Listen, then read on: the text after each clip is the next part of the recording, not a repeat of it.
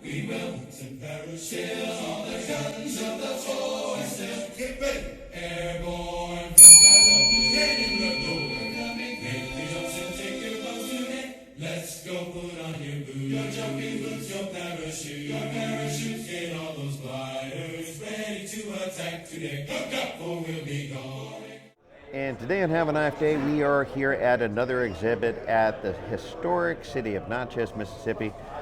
This is where the historic Jim Bowie sandbar fight happened, outside of city limits, of course, and we're going to be talking about another display. Can you please introduce yourself and tell us about what you brought today? Oh, my name's Harold Edwards. I'm from Perryville, Kentucky. I live on a Civil War battlefield. Lived there my whole life. My family settled there in the 1780s, and we've been fortunate to be able to stay there our whole life. So I'm here visiting Natchez. I've had a wonderful time. Great show, wonderful people. Can't say enough good things about it. But what I brought today is a couple of different eras of knives. Now, if we start back in Jim Bowie's world, what he saw in his area that he lived in, Louisiana, Texas, South Mississippi, that area, he would have been influenced strongly by the Spanish culture. And most of these knives that you see here within this short area here are Spanish colonial cutlery. And the Spanish, in my opinion, from my research, what I have found out, heavily influenced the style of knives made in the South. For example, if you know the work of Samuel Bell of Knoxville, Tennessee, you'll see that it had a Mediterranean style, what we call Mediterranean or Spanish style blade. And many of the early knives, the Edwin Forrest knife, and many of the earliest Bowie knives that would have been when Jim Bowie was alive, would have been influenced strongly by this style of construction.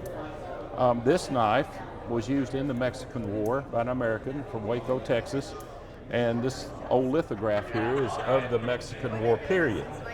And so you transition from Jim Bowie's world into the Civil War, and you see the D-guard, in my opinion, started from the Southern soldiers in the Mexican War, and they saw a lot of Spanish cutlery Mexican knives that had D-guards, so we transitioned into American Civil War era knives with D-guards.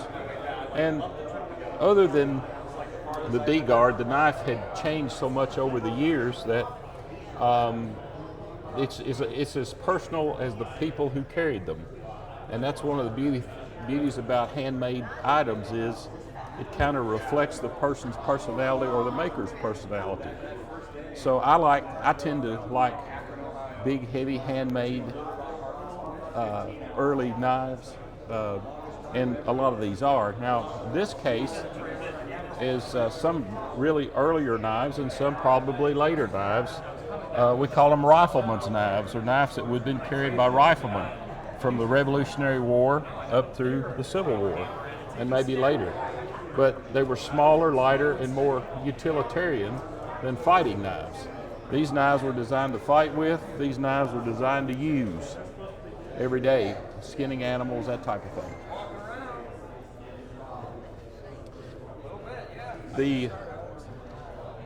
The Family Pioneer and Juvenile Key. Yes, that paper was written. It's a story about Jim Bowie and an Indian fight that he had. It was published up east.